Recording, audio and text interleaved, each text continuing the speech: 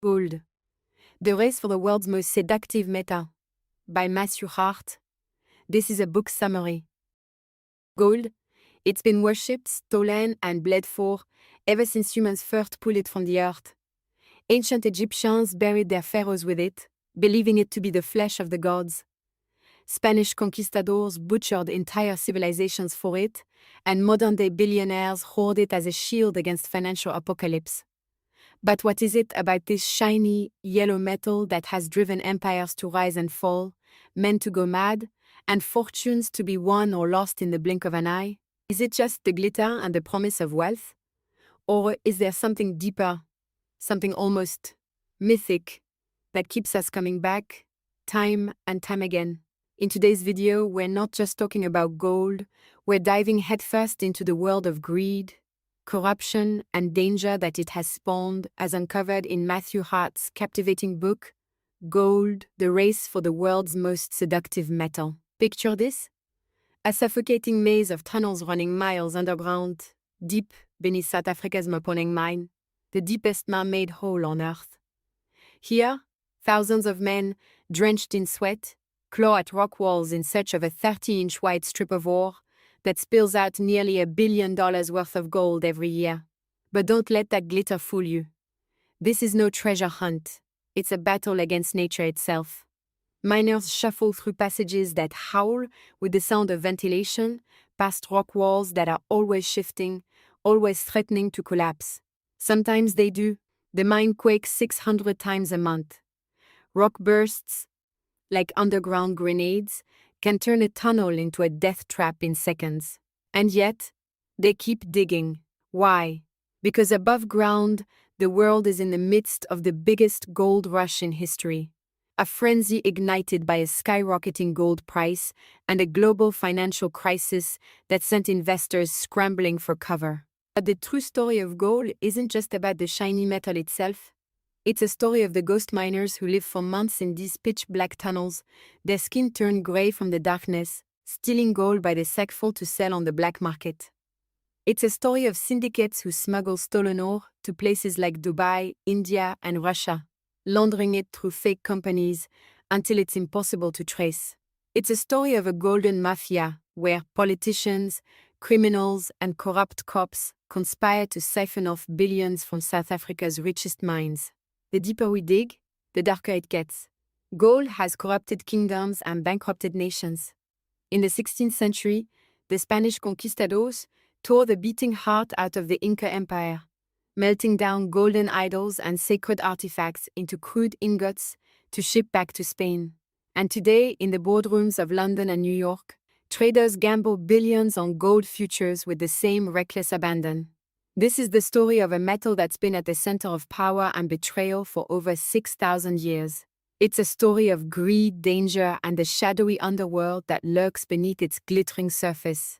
Let's start in the heart of darkness, Mafia mine. It's not just the deepest man-made hole on Earth. It's a descent into another world, one where temperatures soar to a staggering 140 degrees Fahrenheit. And the humidity is so thick it clings to you like a wet shroud. Every day, over 4,000 miners squeeze into cramped elevators, known as cages, and plunge nearly 2.5 miles into this inferno. As they descend, ears pop, and the air turns heavy with the scent of hot rock and oil. By the time they reach the bottom, they're stepping into a furnace where even breathing feels like a battle.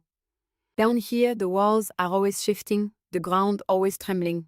600 times a month, the mine quakes, sometimes with the force of a small bomb, triggering rock bursts that can tear through tunnels in an instant, turning stone to shrapnel. Some of these explosions are so powerful that seismologists have mistaken them for nuclear tests. It's a place where every creak in the rock could be a warning, where even the air feels hostile, thick with dust, and the metallic tang of fear. And yet, these miners press on, clinging to their drills and their dreams of a better life, all for a 30-inch wide strip of ore that's worth its weight in gold, literally. But nature isn't the only enemy down here. There's another threat, one that moves silently through the shadows. They call them ghost miners. These are not the kind of ghosts that haunt graveyards. but living men, thieves, who slip into the maze of tunnels and never come out. Driven by desperation and greed, they've built an entire underground metropolis, right beneath the feet of those who risk everything to extract gold legally. Some live down here for months on end, their skin turning ghostly gray from the absence of sunlight, their lungs clogged with dust. They scavenge for scraps, steal ore, and sell it to a sprawling network of criminal gangs who smuggle it out in plain sight. Many are former miners themselves, men who've lost their jobs, but not their hunger for gold. They move through the tunnels with the ease of men who know them better than their own homes, hacking at the rock with stolen drills, dodging security teams and rock bursts alike. The gangs that control them are ruthless, running operations that stretch far beyond the mine, from the Johannesburg slums to smuggling rings in Dubai and India. In this world, gold doesn't just glitter, it drips with blood. Imagine it, an entire shadow city, miles beneath the surface, where the only light comes from headlamps and the glint of raw gold, where men sleep on dirt floors and cook over open flames, surrounded by the constant echo of picks on stone. It's a lawless place, one where trust is scarce and betrayal is just another way to get rich. Down here, the promise of gold is the only thing more dangerous than the dark. But who controls this golden underworld? Some say it's not just the gangs but the very people who are supposed to stop them. Corruption runs like a river through these tunnels. Rumors of bribes paid to security guards, of stolen ore passed hand to hand, right up to the boardrooms of Johannesburg's richest. It's a story of greed and betrayal on a scale so vast, it makes the mines themselves look small. In the end, the real battle at Mafia isn't between miners and the rock. It's between those who want gold and those who are willing to kill for it. And as long as there's gold in the walls, the fight for it will never end. But the lust for gold is nothing new. It's an obsession that has stained history for centuries. An obsession that transformed conquistadors into butchers and turned paradise into a graveyard. In the 16th century, Spanish conquistadors unleashed hell upon the Americas, driven by a hunger for gold that was as insatiable as it was brutal. They came with gleaming Toledo steel, swords that could cleave through armor and bone alike, and bloody lances that glinted in the sun, marching under the banners of God and King. But the truth was darker. Gold was the god they worshipped. To them, the Americas were not a new world to explore, but a treasure chest to be cracked open and emptied. The Aztec and Inca empires, with their gleaming temples and streets paved with riches, never stood a chance. When Hernán Cortés arrived in Tenochtitlan, the Aztec capital, the Spanish were awestruck by its beauty, a floating city of white palaces and golden temples rising from the lake like a vision. But that all quickly twisted into greed. Within months, Cortés had turned the city's canals red with blood, ripping golden idols from temple walls, melting them down into ingots, and shipping them back to Spain. The conquistadors, eyes wide with the fever of gold lust, betrayed every promise of peace, every oath of friendship. They slaughtered priests on their own altars and toppled empires in the span of a single year. Further south, Francisco Pizarro had the same dark dream. His eyes were set on Tawantinsuyu, the Inca Empire, a realm of stone roads and golden palaces that stretched for thousands of miles through the Andes. Pizarro, with just a few hundred men, marched into the heart of this empire, like a wolf into a fold. The Inca Emperor Atahualpa, a god king born on a litter of gold, saw the Spaniards as little more than curiosities. He didn't realize the danger until it was far too late. Captured and desperate, Atahualpa offered the only thing that might buy his freedom: gold. He promised to fill a room 22 feet long and 17 feet wide with golden treasures, cups, statues, and ornaments piled to the height of his outstretched arm. Silver, he promised to fill twice over. For months, Incan runners raced through mountain passes with treasure bound for Cajamarca. Golden gardens with flowers and birds, golden altars and fountains, all of it melted down into bars before it could even cool from the fires. But the gold did not buy Atahualpa's freedom. The Spaniards had tasted blood and gold alike, and both had left them ravenous. Atahualpa's ransom, worth more than $500 million today, only proved to them that the land was rich enough to steal, and that its people were disposable. They accused the Inca of plotting against them, of treason and conspiracy, and then strangled him in the square at Cajamarca, his body falling limp beneath the weight of a chain that was, no doubt, forged from gold. And so the empire collapsed. The roads that had once echoed with the steps of messengers now ran red with blood. Temples were stripped bare, golden altars turned to molten puddles beneath the Spanish crucifix. In the end, Pizarro didn't just steal the Inca's gold, he shattered the civilization that had stood for centuries. The riches that sailed back to Spain were stained with betrayal and murder, cursed, some would say, by the gods whose temples had been desecrated. But the hunger for gold didn't stop there. It spread like a sickness, fueling expeditions deep into the Amazon and far to the north.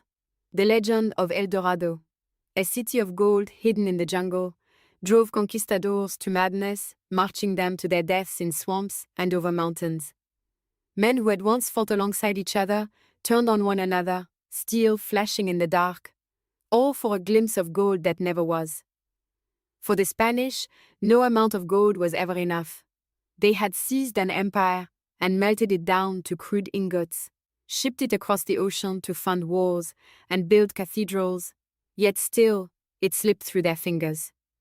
In the end, the wealth of the New World left Spain broke and bleeding, a once great empire rotting from the inside out, undone by its own greed.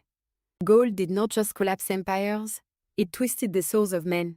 It turned kings into corpses and empires into graveyards. And as long as gold glitters, there will always be those willing to kill for it. Fast forward to today, and our obsession with gold is alive and well, perhaps more feverish than ever. When the 2008 financial crisis hit, it was like watching a slow-motion car crash. Banks that had stood for centuries collapsed overnight. Lehman Brothers, once a titan of Wall Street, went down in flames, dragging trillions in investments with it. As stock markets crumbled and the dollar seemed one bad day away from becoming worthless paper, investors did what they've always done in times of crisis: they ran to gold. It wasn't just a small-time investor clutching gold coins like lifeboats. No, this was bigger. Billionaires like George Soros and Jean-Paul Sartre saw the writing on the wall and bet massive fortunes on gold. For them, it wasn't about the glitter or even the profit, it was about survival. In just 3 years after the Lehman Brothers collapse, gold's price skyrocketed by $1,000 per ounce, crossing $1,900 in 2011, an all-time high. The world was gripped by a gold rush, unlike any seen before. But this frenzy wasn't just about profit. It was about fear, the kind that keeps you up at night. The kind that whispers, what if the banks go under for good? What if the dollar becomes toilet paper? In a world where financial institutions looked as sturdy as sand castles at high tide, gold was a gleaming life raft. The demand was so intense that the London bullion market discovered it was trading as much gold every 3 months as had been mined in all of human history. ETFs, or exchange-traded funds, offered the chance to buy gold with a single click, and investors couldn't click fast enough. Some even insisted on getting their gold physically delivered, bars stacked in home safes, just in case. In Switzerland, private vaults buried deep in the Alps filled with bullion, as the ultra-wealthy paid for the comfort of knowing their gold was secured beneath tons of rock and steel. But there was a dark side to this rush for gold. In places like Congo and Colombia, the spike in prices sparked a new wave of bloodshed, as armed groups seized control of mines, forcing villagers into servitude. In Venezuela, the government turned to gold smuggling as a lifeline amid sanctions, shipping bullion out through secretive flights to Turkey. Even in South Africa, the rise in gold prices breathed new life into the underground empire of ghost miners, illegal diggers who braved rock bursts and gang violence for a shot at the riches hidden in the rock. The truth was simple but chilling. As the world seemed to teeter on the edge of financial apocalypse, gold became more than just a commodity. It became a symbol of salvation. The same way it did in ancient Egypt, when pharaohs were buried with golden amulets to buy safe passage to the afterlife. the same way it did during the Great Depression, when President Roosevelt confiscated gold to stabilize a crashing economy. The same way it did in the 1970s, when inflation ran wild and Americans lined up at coin shops to trade their dollars for Krugerrands. Gold has always been a barometer of fear. When the world feels stable, it sits quietly in vaults, gathering dust. But when things start to crack, when trust in governments and banks begins to falter, gold's allure becomes irresistible. As financial markets twisted and groaned under the strain of recession, buying gold wasn't just a bet, it was a vote of no confidence in the entire system. But the most terrifying part? For all the billions sunk into it, gold couldn't actually fix anything. It couldn't unfreeze credit markets, or revive banks, or put jobs back on the line. It was simply a gleaming placebo, a symbol that maybe, just maybe, something untouchable was still safe. And so, in the chaos of the crisis, the world clung to it, hoping that the glint of gold might reflect a way out of the dark. But if history teaches us anything, it's that gold can be a double-edged sword, one that can just as easily gut an empire as save it. And as long as the world's faith in paper money remains shaky, the rush for gold will continue, no matter the cost. Meanwhile, in South Africa, the cradle of the world's richest gold deposits, a different kind of gold rush rages on, one steeped in darkness and deceit. This is not the gold rush of old, with hopeful prospectors and glittering rivers. This is a shadow economy ruled by the golden mafia, criminal syndicates that are armed, organized, and virtually untouchable. Each year, they siphon off up to $1 billion worth of gold from the mines, smuggling it out through secret networks that span continents. These syndicates operate with the precision of a military campaign. They control every step of the process, from the moment stolen ore is hacked from the rock to the point it vanishes into the legitimate gold trade. Deep underground, ghost miners, men living for months in pitch-black tunnels, risk death for a few ounces of ore, all while answering to ruthless gang bosses. This isn't just theft, it's an industrial-scale operation. The stolen gold is smelted in secret refineries hidden in the slums of Johannesburg, where it's turned into dull, anonymous bars, its origin erased with a flick of a furnace switch. From there, it moves seamlessly into the global market, sold to Dubai, India, and Russia, where sham companies launder it into legitimacy. Even the police, corrupted by bribes and cowed by threats, turn a blind eye. In some cases, they are not just ignoring the syndicates. They're in on the take. Colonel Macintosh Polela of South Africa's elite Hawks police unit admitted that the very people tasked with stopping these criminals are often the ones profiting from the trade. It's a betrayal so complete, it almost sounds like fiction. But in the gold fields of South Africa, betrayal is the rule, not the exception. Investigators who dig too deep into these networks have a habit of disappearing, or worse, turning up dead. The corruption runs straight to the top. The gold mafia doesn't just grease the palms of local cops, they have connections deep within the political elite. Even the guards who patrol the mines are often on the payroll, waving trucks full of stolen ore past checkpoints in exchange for a few thousand rand. It's a system that's rotted from the inside out, where the only law is the law of gold. To grasp the scale of this underworld, consider this. According to industry insiders, up to 10% of South Africa's annual gold output is siphoned off by thieves. Some say the real figure is twice that, but the real genius of the golden mafia is not just in the stealing but in the selling. To move their gold, they rely on a web of smugglers, middlemen, and corrupt officials, all working in concert. It starts in the mine shafts, where illegal miners work side by side with legitimate ones, slipping ore into their pockets to sell to underground buyers. From there, the gold moves through a labyrinth of safe houses and hidden refineries, where it's melted and recast to erase any trace of its origin. By the time it surfaces in Dubai's gold souks or India's jewelry markets, it's practically indistinguishable from legally mined gold. No paperwork needed. And if you follow the money trail, it leads to some surprising places. Luxury condos in London, offshore accounts in the Cayman Islands, even funding for terrorist groups in the Middle East. Gold may not leave a paper trail, but it leaves a bloody one. In the end, the battle for South Africa's gold isn't just about wealth. It's about power. The power to buy judges, to silence investigators, to topple governments if necessary. It's a battle fought in the shadows with automatic rifles and bribes, where life is cheap and loyalty even cheaper. For the men who control this empire, gold is more than a metal, it's a weapon. A way to build kingdoms in the dark. But behind the gleam of gold lies a dark shadow, one stained with blood and poisoned with greed. For every ounce of gold that glitters in a jeweler's case, there are rivers turned toxic by mercury and cyanide, mountains hollowed out until they collapse, and forests reduced to barren scars on the earth. In the Amazon, where illegal gold mining has become a plague, entire river systems run the color of rust, poisoned by the mercury used to extract gold from silt. Fishermen haul up nets full of poisoned fish. Villagers, who once lived off the river's bounty, now find their children dying of slow, toxic seizures, their bodies tainted by mercury that seeps into every mouthful of water. Even the air carries the taint, vaporized mercury settling on the leaves of the rainforest, washing back into streams with every rainstorm.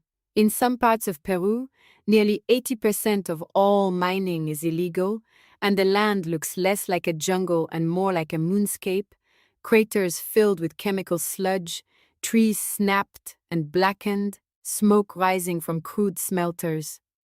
In Africa, the cost is paid in blood and sweat. In the Congo, armed militias seize control of gold mines, forcing villagers to dig for gold at gunpoint. The men who work these pits are not miners, they're slaves, toiling under the watch of child soldiers with AK-47s, the barrels glinting in the sun like the gold they're digging for. The profits fund more guns, more wars, turning villages into killing fields and children into soldiers. But it's not just distant jungles and war zones. Even in the developed world, the cost of gold is staggering. In Nevada, massive cyanide leach pads stretch for miles, great heaps of ore, sprayed with a cyanide solution that soaks out the gold. The cyanide trickles into groundwater, poisoning wells, and turning the desert springs into toxic pools. When gold prices spike, mines reopen in places long abandoned, and the scars are torn open anew. The real cost of gold is paid by those who see none of its riches, by the workers who risk death in the mines, bodies broken by falling rock and lungs blackened by dust. By the villagers whose lands are poisoned, whose rivers run with death instead of fish. And by all of us as we struggle with the environmental fallout, a climate destabilized by deforestation, drinking water tainted by mining runoff, and an economy that hangs by a thread, backed by the glint of gold bars, locked in vaults. It's a cost that can't be measured in dollars, but in lives. So why does gold hold such power over us? Is it the glitter, the wealth, the security it seems to promise? Or is it something deeper, a reflection of our darkest desire and fear? Perhaps we crave gold because it doesn't rust, because it shines eternally bright in a world where everything else decays. Perhaps we see in its glow the promise of something untouchable. Security in an age of uncertainty, permanence in a world that seems to change too fast. Matthew Hart's Gold, the race for the world's most seductive metal, doesn't just tell the story of gold. It tells the story of us, of our greed, our fears, and the high price we're willing to pay for something that, in the end, might just be a mirror held up to our soul. In a way, gold is the perfect metaphor for humanity's ambitions. Beautiful, glittering, and capable of bringing out our worst. It's the story of ancient kings and modern billionaires, of lost civilizations and strip malls, of glory and betrayal. It's a story of how, for 6,000 years, we've dug deeper and deeper into the earth, chasing a gleam that can never truly satisfy. Maybe that's the real truth of gold, that it's never really been about the metal itself, but about the chase, about believing that if we dig deep enough, If we find enough of it, we'll finally be safe. But the truth is, the cost of gold is a debt we can never repay, not in money, and certainly not in ounces of metal. Hit that like button, subscribe, and drop a comment below. What's your take on our obsession with gold? Is it a symbol of wealth or a curse that haunts us all? Until next time, keep questioning, keep exploring, and maybe think twice before buying that next gold ring.